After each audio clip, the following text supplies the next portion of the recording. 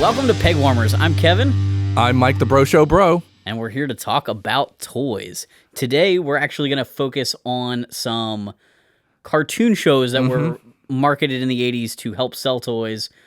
So the toys could make more people watch cartoons, so the cartoons could sell more toys. It was a vicious cycle. Are you saying that they were trying to make us kids in the 80s buy toys by watching something on TV? No, they would never advertise towards kids. No, they never would do that. Didn't they have laws against that? Oh, wait, no, He-Man broke that. That's right. He had the power. So this is kind of inspired by our news segment. And the big news lately is that Silverhawks are coming back in a big way.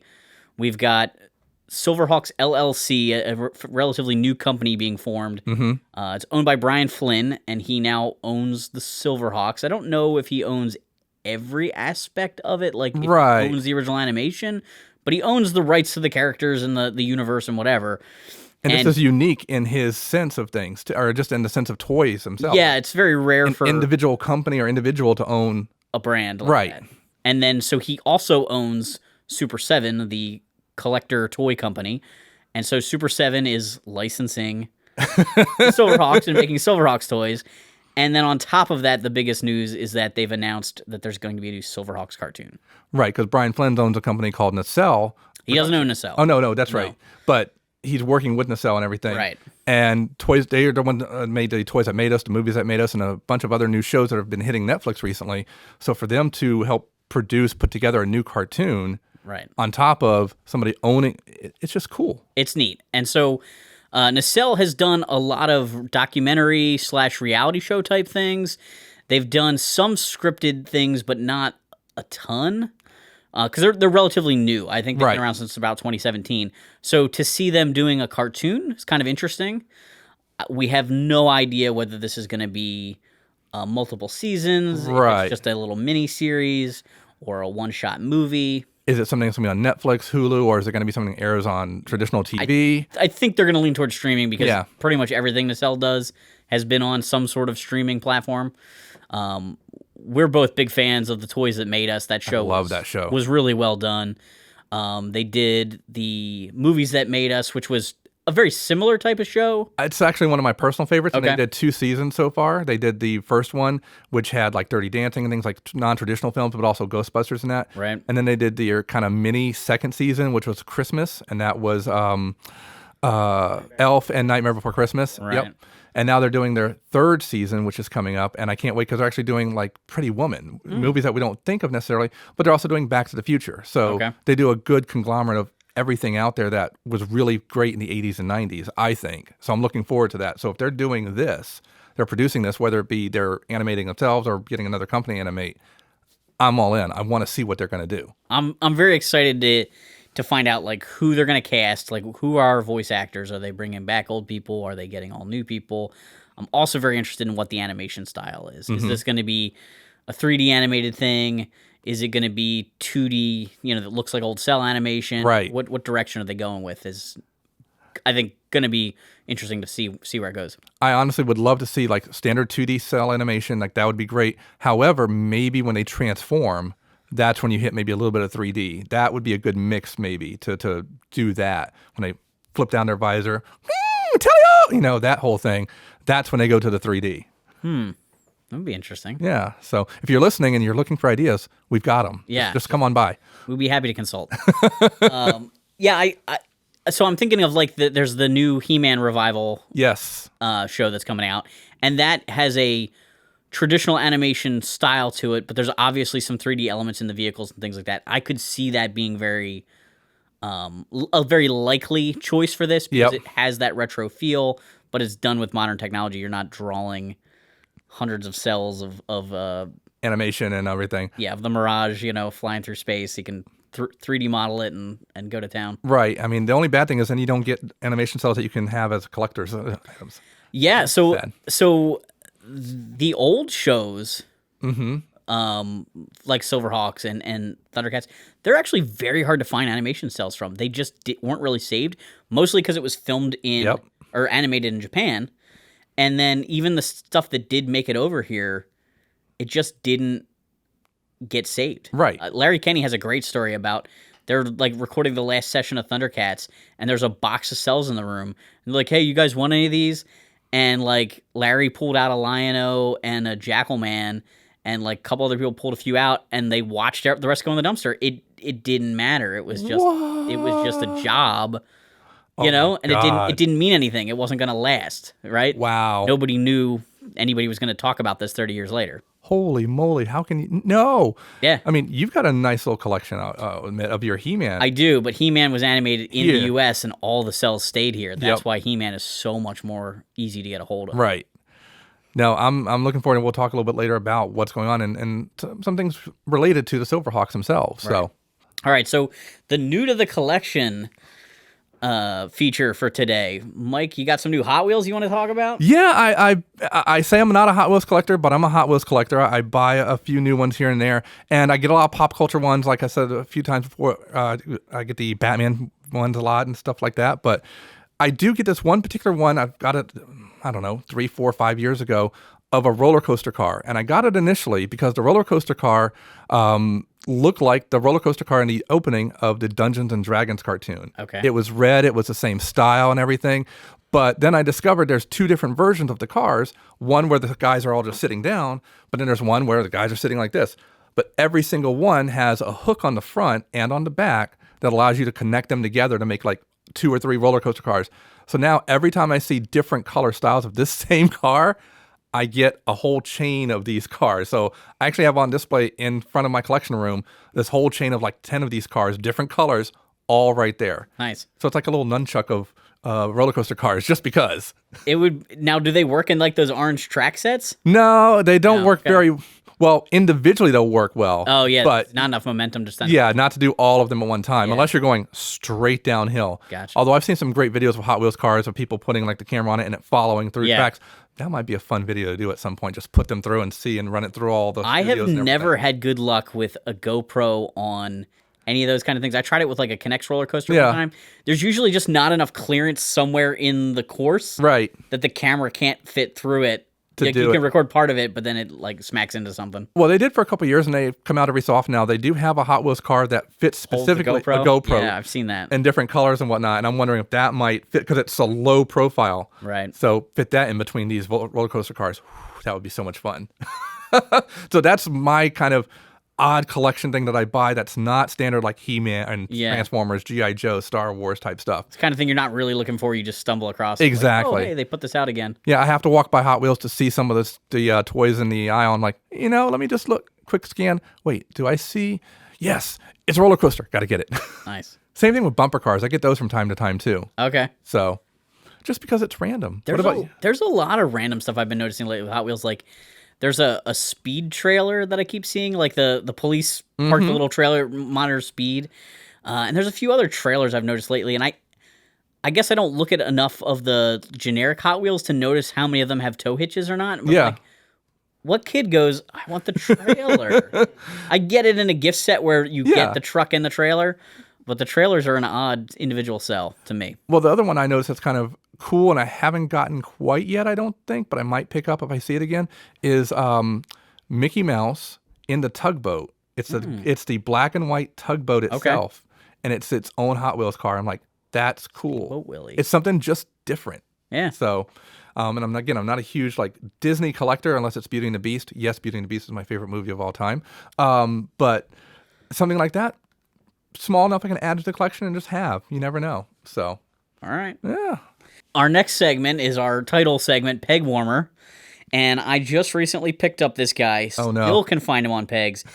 It's Tobias Beckett from Solo. Oh, my goodness. Woody Harrelson. Man, what happened? You were on Cheers. You were great on Cheers. You were dimwit on Cheers, but you were great on Cheers.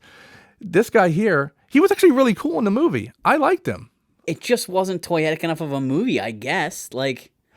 Because we always had Star Wars toys, but I don't know. I liked the character in the film, but he just got hurt by the toy line, unfortunately. Well, I think that one of the things that was really good about the original toy line from 77, that movie is very toyetic in that you have a very defined good guy, a very defined bad guy, and then a bunch of colorful characters. Right. And so to have one or two extra, humans, like Ben and like Han Solo. It works. Kids want those characters. But like the Solo movie, there's a lot of human characters. And they're all in that gray area of good, bad. Yeah, I just think that a lot of these, like, a dude in an overcoat figures just weren't flying off the shelves to the kids. You know, you had your collectors that bought one of everybody. Right. And this Force Link 2.0, I can't imagine it got kids interested. No, I mean, we saw it with Comtech with Phantom Menace. It just didn't sell the toy. It was a neat gimmick. I just don't think it's that fun. Like, as a kid, I don't remember there ever playing with a kid who was like, I'm too lazy to make the sound effects. Right. I wish the toy could make the sound effect.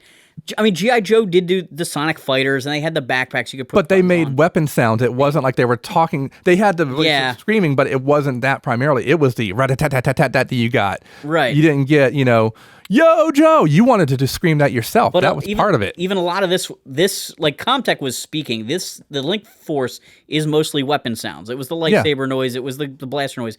But every kid on the planet has their go-to, like, Vroom, vroom, vroom. People love that. Yeah. Love to make those noises. Pew, pew, pew, pew. So to, like, sell it, you buy this $20 thing you put on your wrist, and... Right. And how many of them ended up at stores like Ross or discount stores? That's where they all are now. They literally are peg warming still there to this day. So if you want a Tobias Beckett, Five Below still has them for like $3. Oh my gosh! And if you know what, you need him to be able to serve on the bar, and say Norm, or Han, or. Well, you could get him together. Cliff was an Imperial officer. That's right. So you could start getting your Star Wars Cheers cinematic action figure George universe went together. ever in the films? We got to find out. Maybe he was in the background, like he was hanging out somewhere. Who knows? Or you just get Porkins. It works too. Porkins. Just call in Porkins. Stand-in. He's a good stand-in. They came from behind. Anyway. So our main segment today is the Rankin and Bass 80s cartoon trio. So Rankin and Bass was a production company. They're most famous for the stop-motion animated Christmas specials. Rudolph the Red-Nosed Reindeer, which was the very first one they did. And it went through 1987. The very last one they did that was stop-motion animated was The Life and Adventures of Santa Claus. Yep. They did do a few more traditional, like, 2D animated ones after that. And then they closed their doors in 1987. Right. So this is the tail end of the company, really. Right. I mean, we remembered, Rudolph the Red-Nosed Reindeer, just taking that song and making it into that iconic cartoon that we still watch to this day, even. Right. So Rudolph, I have this weird, like, obsession with that whole movie. But, like, Rudolph was written as a storybook and given away by a department store. Then it was an animated cartoon by the Fleischers. Then the song was written. And then the Rudolph movie, that the stop motion thing was created after that, which added a bunch of characters that aren't in the song or the book or whatever. But they, towards the tail end of that production run, like I said, with the last animated one being Life and Adventures of Santa Claus, that came out during the time period that these cartoons came out. And if you look at the cast list, you'll notice all the Thundercats voices in that Life and Adventures of Santa Claus. So wait, Lion-O could have been Rudolph? Well, there's no Rudolph in that version. Oh. So the Life and Adventures of Santa Claus is written by L. Frank Baum, the guy that wrote the Wizard of Oz. So it's the weirdest version. It's like Lord of the Rings Santa Claus. There's a wizard with a beard with a white axe. I give you my bag of toys, and I will give you my sword, and I will give you this red hat, and you can give you a ho, ho, ho.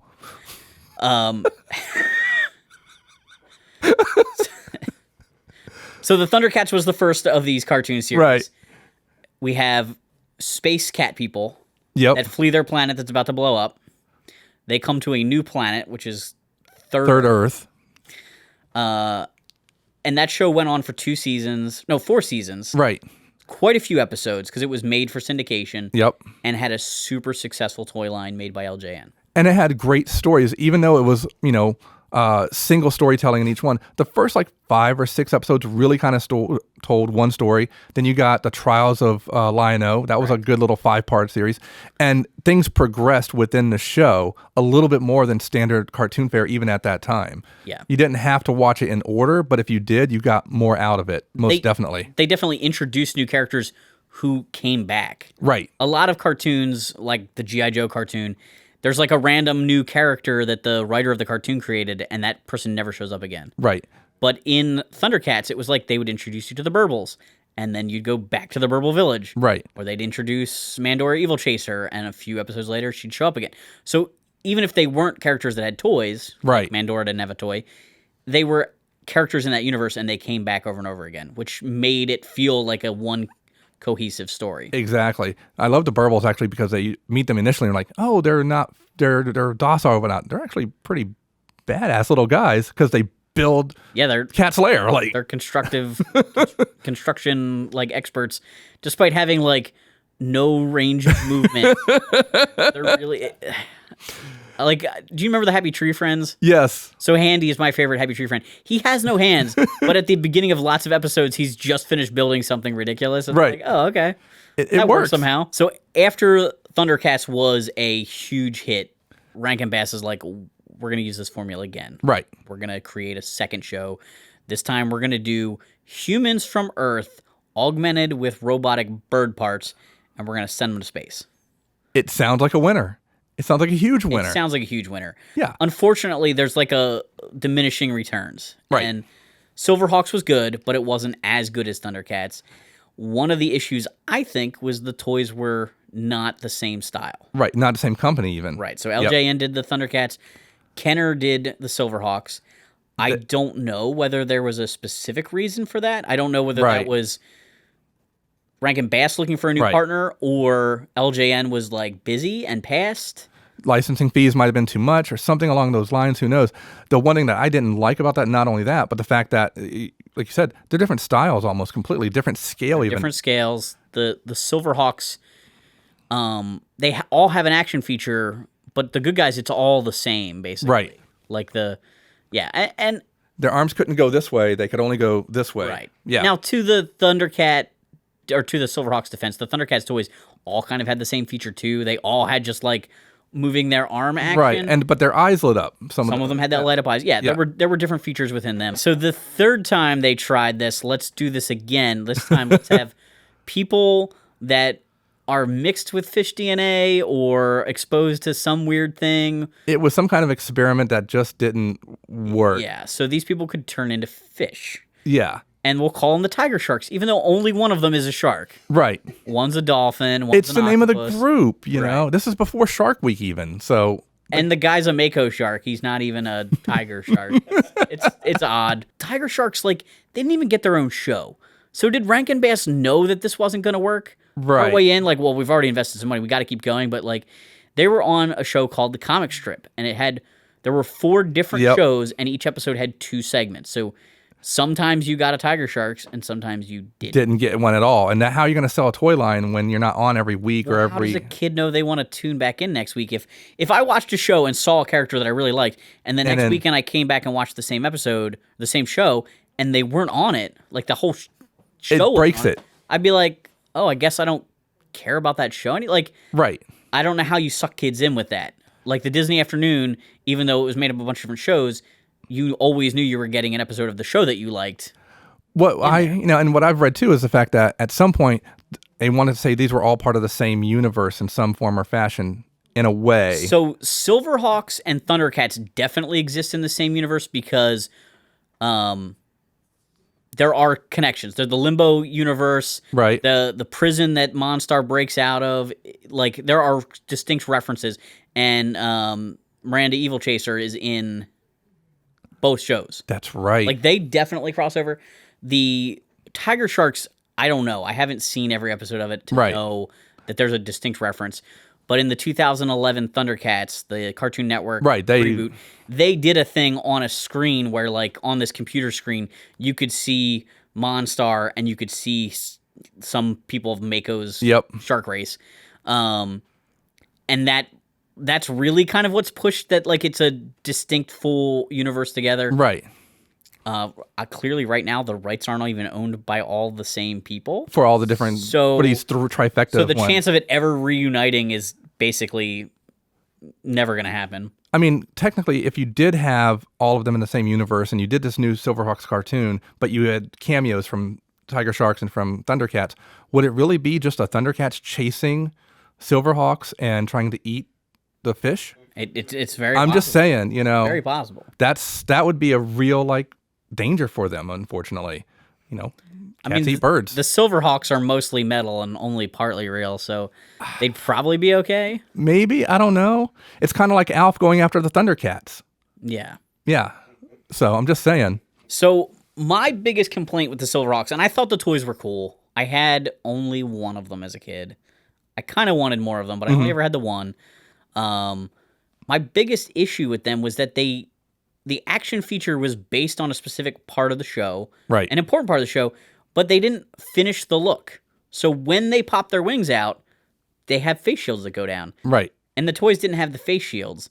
So it's not the same. That's clearly the part of the show you're doing. So it would be like having a toy that transforms, like a Prince Adam to He-Man or a Bruce Wayne. You put the Batman stuff on, and it's always missing a part to the transformation.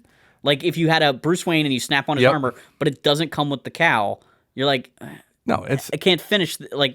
It's like Optimus Prime transforming, and he doesn't have two of his front wheels.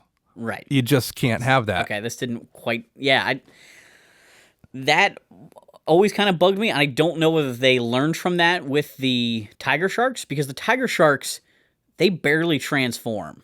Right. But they knew the gimmick was the head flip thing that like they had done with Monstar. Right. Was a head flip feature. And Monstar, which was a Kenner toy, didn't look like his cat version. Right. He always just looked like the big, bulky, armored version, except he could have the cat head. Right. So in the animation for Tiger Sharks, their bodies didn't change, just their head did. So the toy was true to the cartoon. As that's true. But maybe less interesting? Yeah, it's like they went from LJN's Thundercats with that one kind of trick pony. Right. They learned a little bit more with Silverhawks, but they still left something out. They got it right with Tiger Sharks, but at that point, they didn't have a cartoon that was really being seen. Yeah. So they had great cartoon, decent toys, middle of the road with everything almost there, and then great toys, no cartoon. Quite literally. So transformation was a big component in all three of those shows. And research, like kid psychology research, has always proven that transformation is a really like key thing in kid shows. That's why He-Man transforms, why the Power Rangers transform. Right.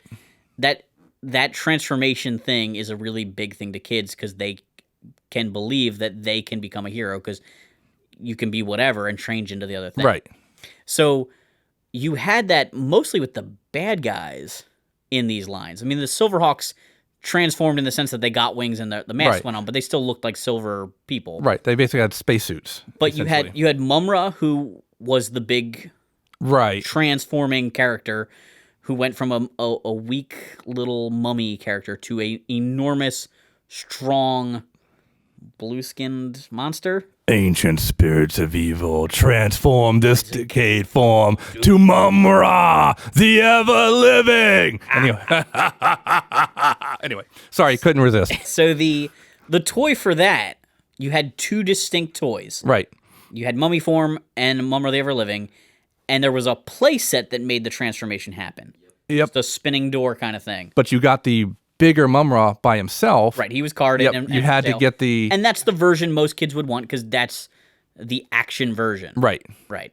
But to play out the full story, you want to be able to have him transform. But you got a play set too, which was cool. Like that was a cool way to do it. And a very cool way to do it. Yeah. And it was done. They also made the Mummy Mumra available as a mail away. Yep. If you didn't get the play set, you could still get him if you wanted him. Yep. So then the next show with the Silverhawks, again, they used the exact same voice actor to play the big bad guy who transforms himself from one form to another. Right. The cat version didn't seem as weak and feeble as the Mummy Mumra. Yeah, exactly. In fact, I wouldn't have minded seeing Monstar in a fight as the cat guy. Right. But he transforms. He has the same kind of thing by the power of Moonstar or whatever it is, and he transforms. And for that toy, like I said, they used the head flipper gimmick. And I'm not saying it's the first because I would have to do some research, but it's the first head flipping toy that I remember having back in the day. Like Power Rangers made it famous with the head flippers. Right. But I remember, other toys like this, the Tiger Sharks, and having it. And yeah. And so he had the head flipping feature, which kind of works, but not really, because it doesn't look like the original version. Exactly. Like the fact that the cat version of himself, he's a little bit, like the body's a little bit smaller too. Right. And you have this small head on, an Arnold Schwarzenegger body, essentially. I am going to eat you alive, you little mouse and cat and whatnot. No, it's, I'm going to go ahead and do it. And just no, it just doesn't work. So the second wave of Silverhawks had new versions of some of the characters. They were ultrasonic suits, and they toned down the amount of chrome. Basically, they just kind of chromed their chests, and the arms and legs didn't have the chrome on them. And they redid a few of the characters, Quicksilver and Bluegrass, and I think Still Will had. I think you're right. Suit. There were plans for like another wave that was going to have Copper Kid in the ultrasonic suit, but there was plans to do another Monstar, and it was the cat version of him, like full body, looked correct, and I think that would have been a great figure. And I,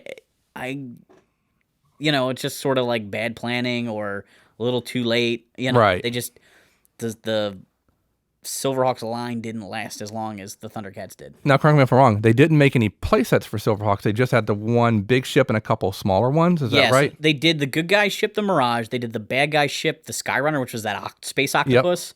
Which is great. There was a plan for a Hawkhaven playset, very much like Castle Grayskull, like the clamshell style base.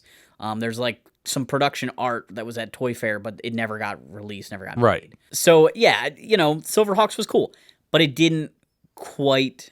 It didn't hit the level that Thundercats hit. It didn't hit the level, and I don't know why. I'm not sure if the cat people thing was the better gimmick. Right. If the characters were somehow more interesting on... I honestly think part of it is the fact that you had Lion-O as a kid. You're watching it and go, Lion-O's transforming by holding his sword up and going, bringing his crew with Thundercats, ho! That's exactly what He-Man was doing. I have is lifting a sword. In Silverhawks, you're not getting a sword. You're not getting a mystical element to it. There's no signature weapon. Right. And I think that's a kind of a part of it. And they're transforming, but it's literally they're just putting it on. It's not a transformation into something bigger or something more. I think Silverhawks had amazing bad guy character designs, but the good guys were all kind of clones of each other. Right. Like, especially when you look at the toys. Right. In the cartoon, they did a better job of making Still Will bigger and things like that. But, like, you have Quicksilver, and he's a silver bird guy. And you have Steel Will, and he's a silver bird guy. Right. And you have Blueheart, and she's a silver bird girl. And you have Bluegrass, and he's a silver bird guy that doesn't have wings and has a cowboy hat. Right. And then the Copper Kid. Copper Kid's probably the most interesting looking of the good guys because he's just different. He's a penny in space. I mean, so I don't know if that hurt that line. Was that they all look the same? Parents were like, well, "Why are we buying you more of the same guy?" Right. Because that's definitely a thing that you hear a lot of. Like, parents don't want to buy their kid the same character, which is why they tend to do the refreshes of like variant armors and variant outfits for characters, because then the kid will beg for no, but I don't have Batman with a scuba suit, that kind of thing. Right. So did they just all look too much alike? Was that the weak part of that?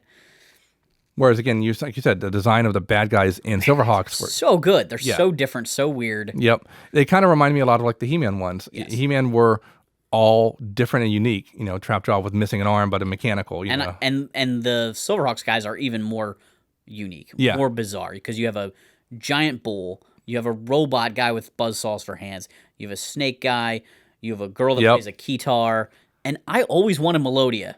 I wanted Melodia so bad as a kid because I had Bluegrass. Yep. Bluegrass was my favorite, and I had him with the guitar, and frequently on the show, they would fight by like shooting music notes at each other. I wanted a Melodia toy. So I'm hoping Silverhawks will do Melodia at some point. Yeah, that's something to talk about, is the fact that Super 7 is now putting out this new line of Silverhawks toys, which is amazing. And it kind of stems from the fact they're doing a new animation as well. Yeah, this is a very niche thought out thing. Yep. Like, okay, so I own a toy company. What can I make toys of? Right. So I'm going to buy this property, and then I'm going to license it to myself and make toys. And it's a smart move. Like I said, I don't know whether he owns the old animation. Right. Are they going to reanimate those in some way, or a whole new line? Yeah, new story? I assume the cartoon will be new. But like when Disney bought Power Rangers, they did a whole season where they like added these special effects.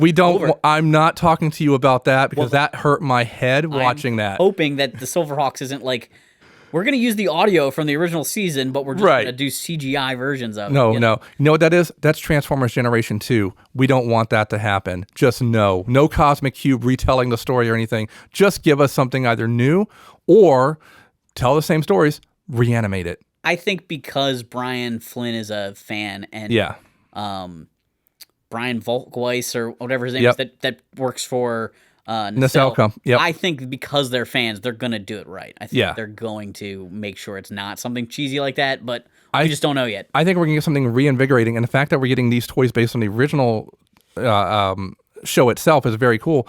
I personally think it's a way that they're going to kind of try to finance, again, the new cartoon, but also maybe a new mainstream line somehow. Well, it brings the question in my mind is, will they change character designs, or because Super 7 is already doing the Ultimates, will they use very traditional character designs in this show? We talked about it before with the He-Man show, the He-Man Revelations. They are claiming they're sticking to Filmation, but the character designs are very heavily influenced by 2000X. Yep. So there's a good mix of the two. Yes. If we get something like that, I think that would be great. Yeah. Yep. But so I don't know what's in the best interest of Silverhawks. Is it to like make it look exactly like the old thing and sell the heck out of the Ultimates and the eventual reaction Silverhawks, or is it a good idea to use this to get people excited for the Ultimates, and then use it to bring out a new design and then sell a whole second line of show versions of figures? You know, and you just made a good point. If they do reaction figures of these Silverhawks, I can guarantee if they do, their arms are not going to go like this. They're going to go like this. Yeah, they're going to go like this. I'm very interested to see how the reaction Silverhawks are going to go, because they're not going to be as posable as as the old toys. Right. But there's never been a reaction figure with their arms out to the side before. Right. They'd have to change their articulation from a cut here to a cut here, or not articulate the arms. Yeah, or something. Yeah, something weird. Yeah, that would actually be a really cool idea if they do that. I'm wondering what they're going to do. And I think the reaction one is where we're going to get a chrome, I bet. Yeah, I think that's where we'll get the vac metal, because they don't have the articulation, so you can vac metal it. Yep. The real reason there's some people that are worked up that the Ultimates aren't vac metaled. There's PVC and ABS, two types of plastic used in toys, and one is hard and one is flexy, and you can't vac metal the flexi plastic. Well, you could. It's just you're going to get a flaky toy. It flakes off. Yeah, so that's why if you have a vintage C-3PO, he feels different than all the other guys. Right. An old Star Wars guy, you can squeeze their legs together and they flex. C-3POs, they don't. Right. And you can't make articulated action figures using just one type of plastic. They need both to make the things fit. Right. It's how they actually push the pegs into each other to make the articulation points work. Right. It's the ball and the hole are the same size, but because they flex, you're able to get it together. I know.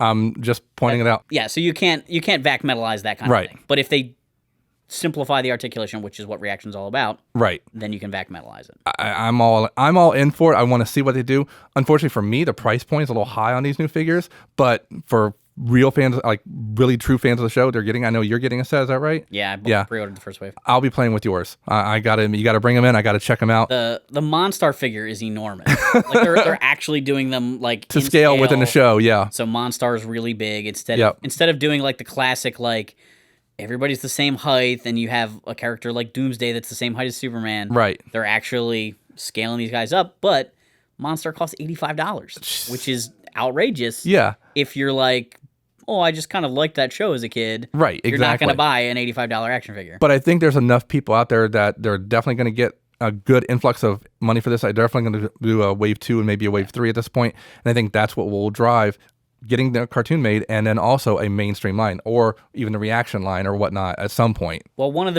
the big things with, if you can sell this line to the collectors, then you have the mold.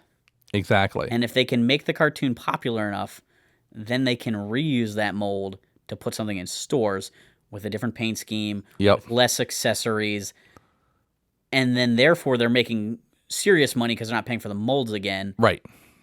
And you're getting a lot more mileage. And it's just done. So to me, I think they would be smart to have the new cartoon be very similar to the old cartoon in style. Right. At least the look of the characters, whether it's totally different animation style, it's okay. So that way you can reuse your molds. Again, similar to like the He-Man, where it is more like 2000X, but there is still a lot of the elements of the original cartoon. Now, if they could do something like that with maybe Thundercats at some point for a new cartoon, they did one that was great, but they cut it off too early. And let's just be honest, let's get Tiger Sharks in there. We now have Shark Week running around, every year. Why can't they have Tiger Sharks and have real Tiger Sharks or a sword shark or anything like that? Bring those back too, even if they're within the show of Silverhawks or within the show of a new Thundercats. Yeah, so that's one of the big things is who owns the license to these things now. Yep. Because I don't think anybody knew that Silverhawks was up for sale. Like everybody or that it was viable. Everybody thought Warner Brothers owned all three of them. Warner Brothers definitely owns Thundercats. Right. So how the Silverhawks got bought and whether Tiger Sharks is sitting out there, I think Tiger Sharks is a much bigger risk. If Warner Brothers reinvigorates Thundercats and they say, yeah, you can use the Tiger Sharks in it, then I could see it happening. But I feel like because Tiger Sharks was a failed brand from the start, I don't see anybody investing money in like, oh, we got to bring this back. All I'll say is this. As much as we want maybe Tiger Sharks to come back in some form or fashion, no Thundercats roar style. None whatsoever. Did they do any merchandise for that show?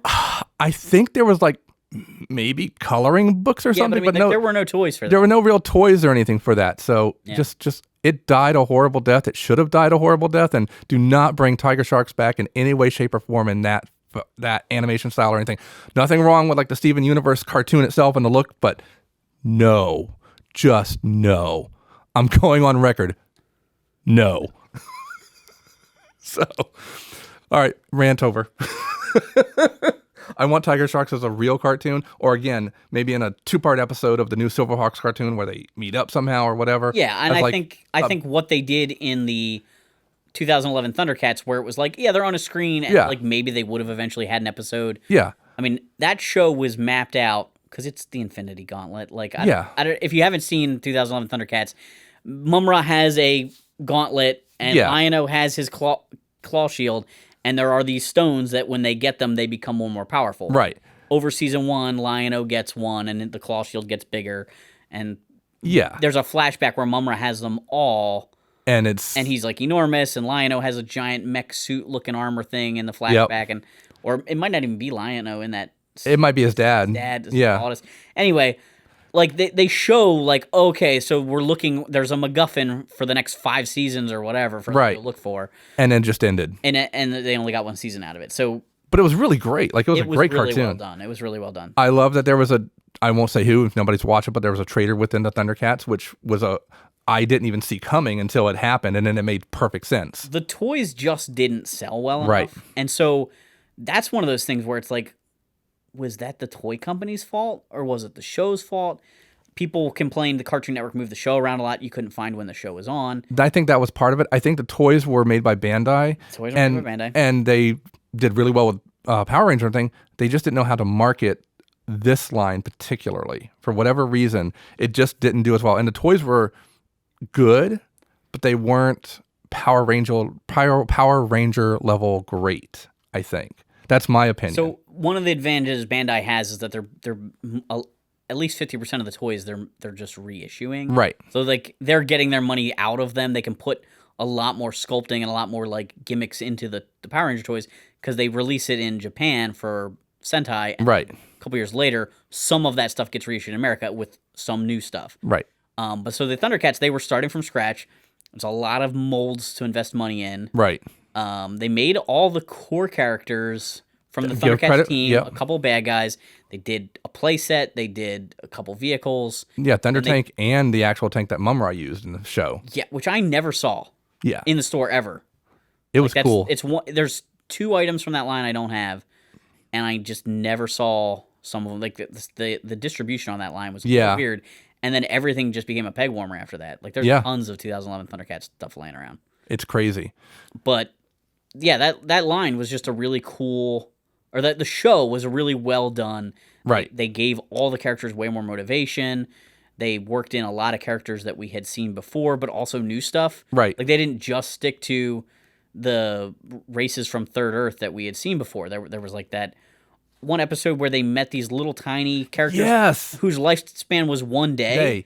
And so like the kid met Lion-O and by the end of the episode, he's the old man telling the new kids about the time that he met this legendary warrior. Yep. And it was such a weird, like, story element, but it was a cool episode. It really cool. It worked for them. It was really neat. Yeah, but we never got toys of them, which we could have easily. You know, even if it was like an accessory with a Lion-O figure or something. Yeah, those kind of one-off episode things, I could see no one's going to go buy that toy because the character's dead at the end of the episode because his life is a day. Wait, somebody died in a cartoon? Anyway. So, but yeah, I mean, the toy line was fun. Right. They did run into some weird scale issues. They were making, like, big figures and little figures. Yeah. And the articulation was better on certain figures than other ones. Like, anybody that came with a vehicle had, like, 5 points of articulation. Yeah. But the regular line guys had, elbows and knee joints and stuff like that. The one thing that really kind of upset me with that one particular line itself is I did a classics version of figures too, like the original cartoon, and they came out with, like, 3. Yes. And that was it. You got Lion-O, you got Chitara, and just didn't fit. And that's it. I think that's all they did. Stuff. Yeah. And Mumra, that was it. Yeah. And that's the ones I got. And I'm like, I really want these in that 6-inch line. Then along came Super 7 and Mattel, and so. Yeah, so I mean, I guess that's the other point to make is that, like, Super 7 sort of got in this position of making these deluxe ultimate figures for collectors because Mattel was doing it. Right. And all of a sudden we're like, oh, we're done with this. And they had, like, a partial, a pretty good He-Man line. Right. And the just start of a Thundercat line. Super 7's like, we'll finish that. And took it, did He-Man for a while. They're still doing Thundercats. Yep.